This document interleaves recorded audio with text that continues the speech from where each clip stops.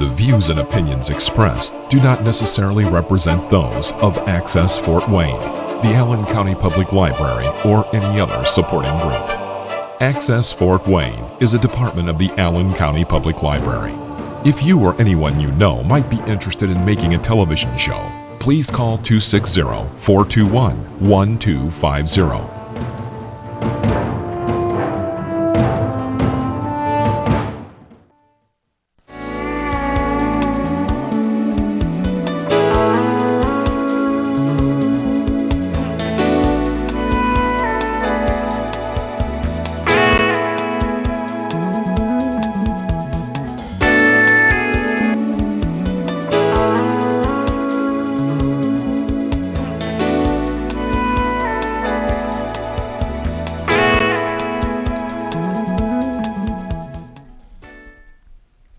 Hi, Dr. Rudy Kachmann. Welcome to the show. Happy New Year! Let's start the New Year's right.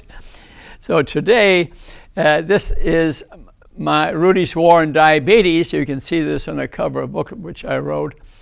The reason I use that word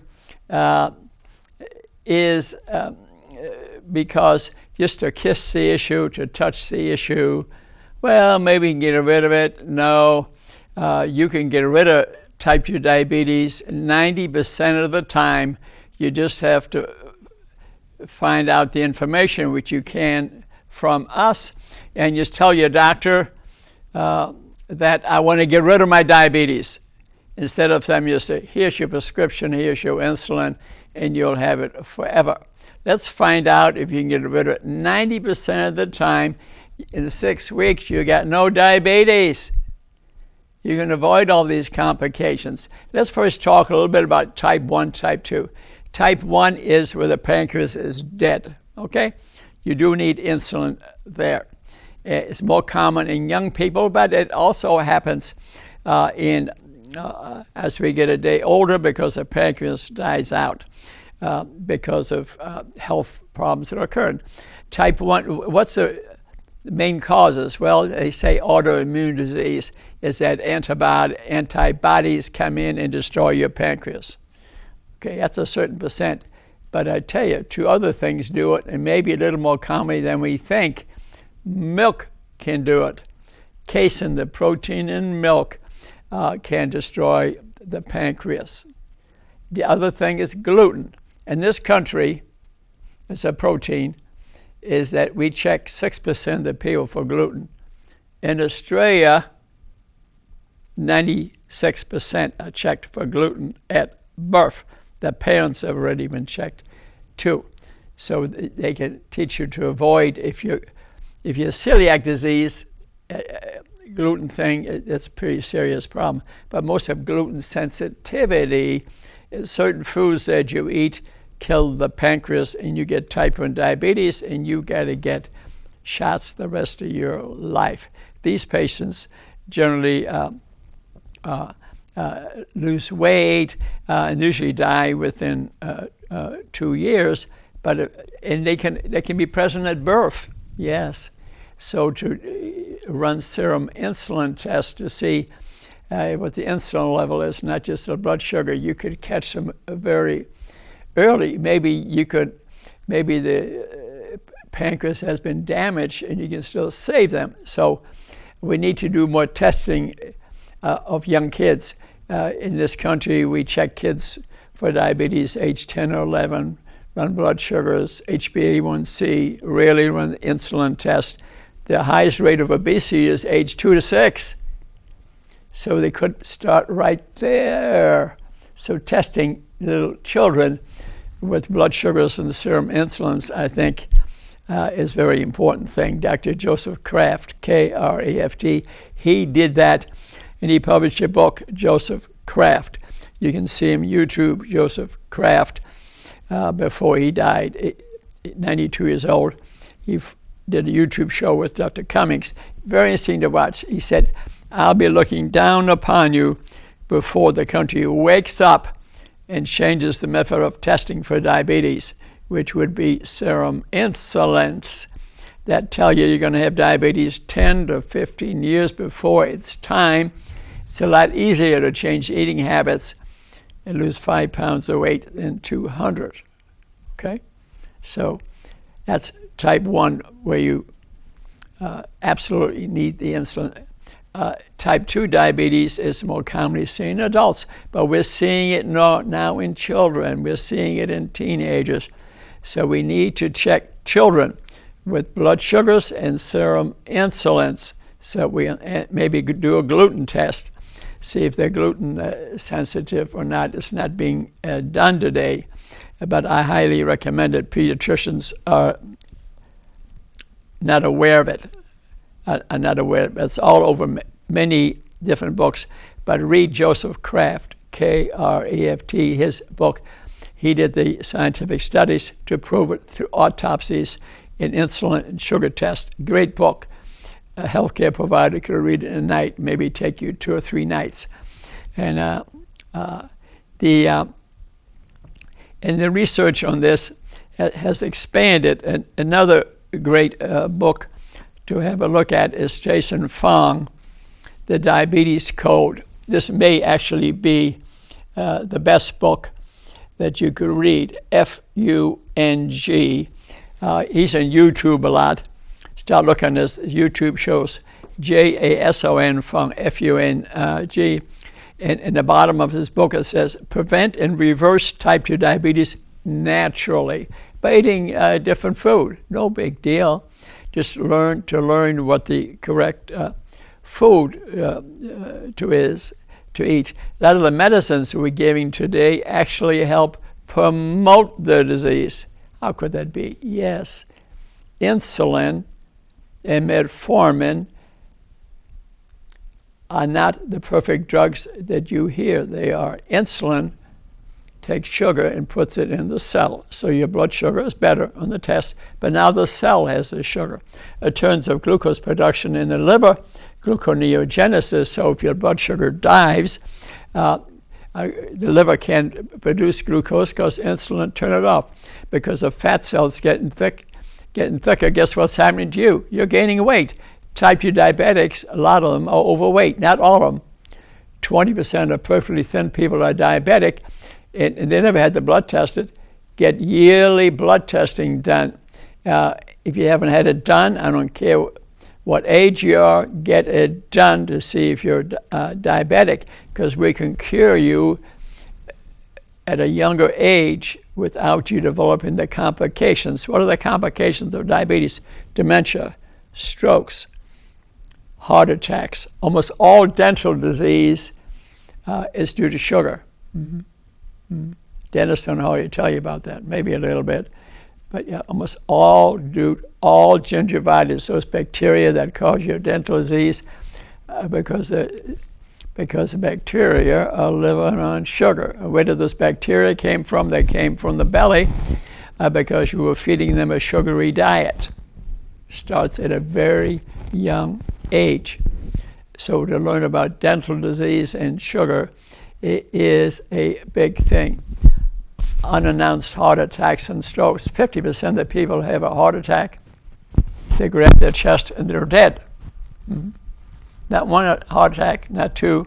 First one kills them. 50% of heart attacks. That's the reason I want you to avoid heart attacks. Sugar and diabetes are the cause of 90% of atherosclerosis. The first blood vessels that are involved from atherosclerosis are the tiniest ones. They're the ears. Meniere's disease, hearing loss, vertigo. Majority are related to diabetes. Why? Because they are the smallest blood vessels. And the insulin levels are elevated if you eat a lot of sugar or you get diabetes, punches a hole in the small blood vessels. And then your very low density LDL goes in the hole and narrows the artery. So the first step is elevated blood sugar. Next, the eyes. Most retinal disease is from elevated blood sugars, diabetes. I knew this, I knew it 15 years ago. So I went to the most famous retinal surgeons in town, and I presented them the work of Dr. Kraft and other books. These are really high respected surgeons. And you know what they get done? Zero. They get done zero. Yeah, the Rotary clubs work on this a little bit, but I wanted them to embrace it because it's a world epidemic. It's all over the world, and they didn't embrace it either. That's opportunity there. So listen and read these books. And then Jason Fung in Canada, who was a renal doctor, and then realized that majority of the people that he was treating had diabetes. So he decided, I'm going to be a diabetic specialist instead. So he got a degree in that and studied that. And then now he's totally immersed in it, written many books. He's on YouTube all the time. If you hit his YouTube site, he's got a new lecture for you. I think at least one a week. You can become very educated, but I would highly suggest that we read the book which I showed you. He has a science. You know what he even discovered, which I just totally love? If you've been on insulin, say 30 years, okay, for your diabetes, and the reason is your pancreas is not working, your liver is not working because it's full of fat. The pancreas is full of fat. The enzymes cannot be produced. The insulin cannot be produced. Once you eat the right food, exercise a little bit, the fat leaves the pancreas and starts secreting insulin again. Yes, that's in his book. The scientific proof is there. How wonderful news. I've seen it many times in my patients, but I didn't realize you could have been type 2 diabetic and been on insulin 30 years and it's still reversible. Not every case, but the majority of the cases. Wow. That's just fantastic. Another book that I like is Goodbye Pills and Needles, Type 2 Diabetes by Tom Jelinek.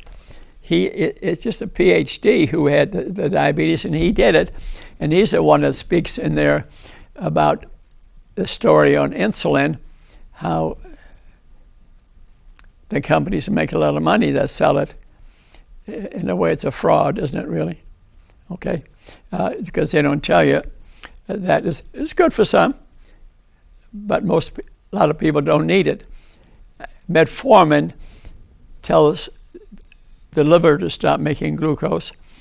It takes the cell membrane and tells the cell it's hungry when it's not, and it sucks in sugar. Okay, and also it tells the GI tract not to absorb so much sugar. So it has some value. But but the aim should be to get rid of your diabetes, because once you're on it and don't get rid of your diabetes, you'll have to keep on increasing your dose and increasing the dose, and eventually you'll need insulin. The goal should be, it's a new year. Goodbye, diabetes. Follow Rudy's War on Diabetes. What do I need to do? Let's talk about a minute what to do here. Good ways to do it. I like this book here by Susan Ryan. Simply keto. What are ketones? What are ketones? Ketones are molecules of fat. If you eat good fats, say 50-60% of the time, guacamole, olives, things, extra virgin olive oil. If you eat 2 eggs on top of that, the guacamole, a great breakfast. Then, while you're eating good fats, which should be your main food, your blood sugar will drop, your insulin will drop, and your fat cells will open up and let the fat out. The fat goes to the liver. It's turned into ketones, molecules, very small molecules like sugar, even smaller than sugar, but made from fat. The brain loves to see them. The brain can live off ketones. Your cells can live off ketones, muscle cells, gut cells, heart cells. They can live off ketones. Ketones are very small, so they pass right. They don't even need to hit a receptor on the cells. They can go right through the cell wall. Are high energy, and your diabetes will go away in about a month. Not in everyone. I would say this, remember, if you're on a whole bunch of medications, including insulin and metformin on these different drugs, tell your doctor what you're doing, because you will not need them after about 2 or 3 weeks.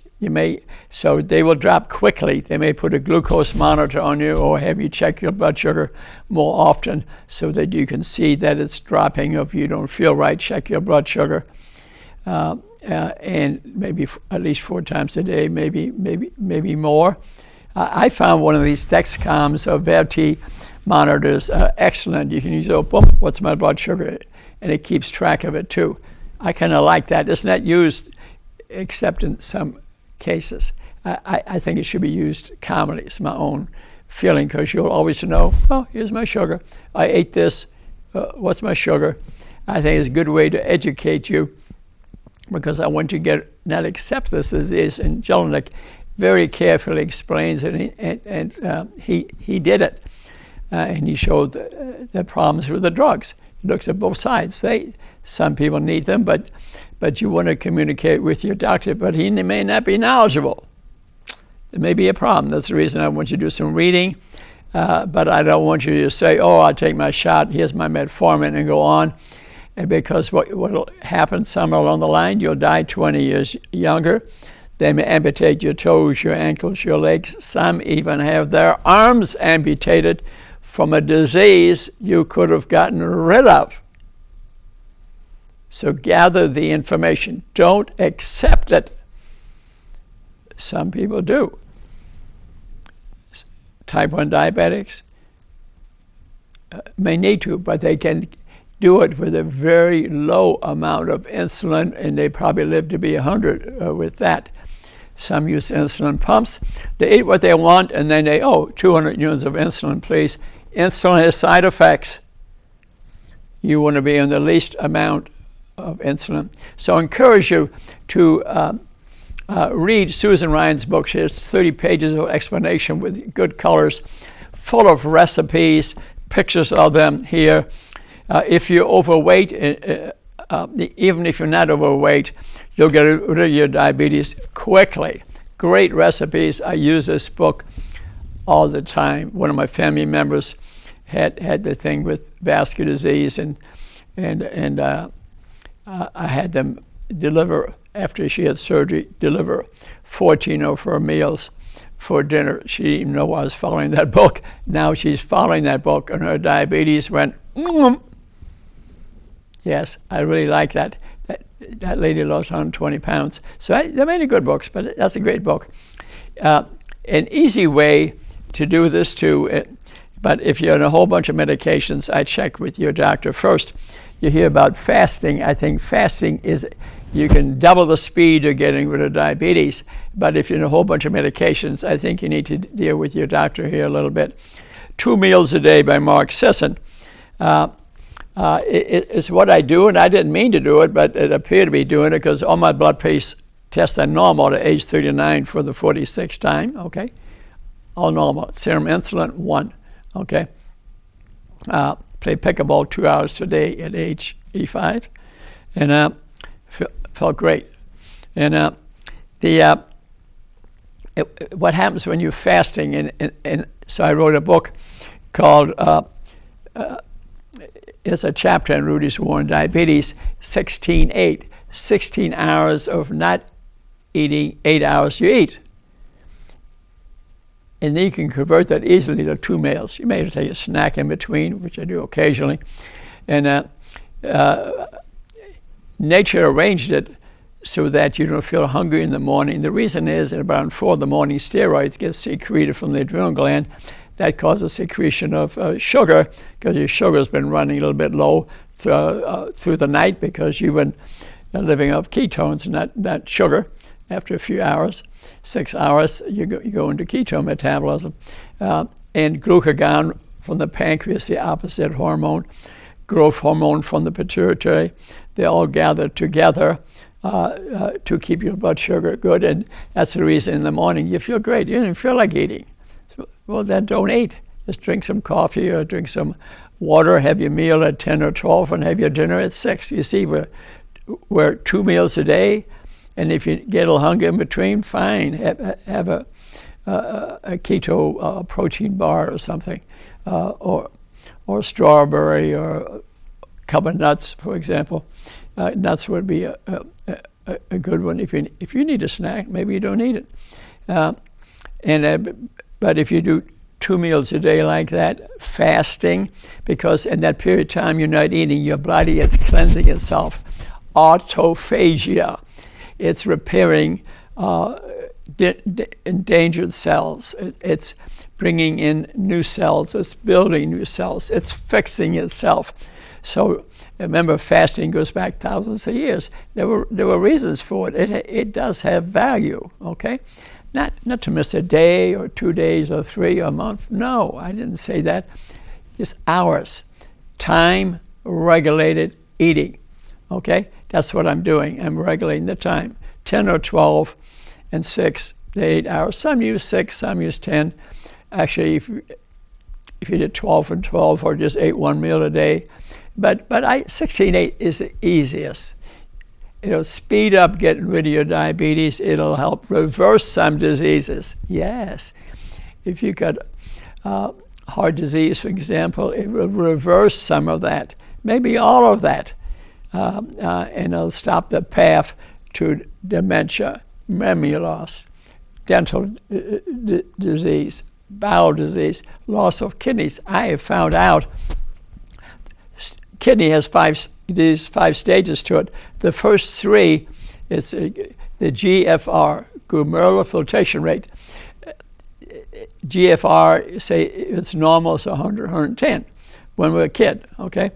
And slowly as we get older, like at my tender age, 39, for the 46th time, I think it's around 75 or so. I mean, that's the way it is.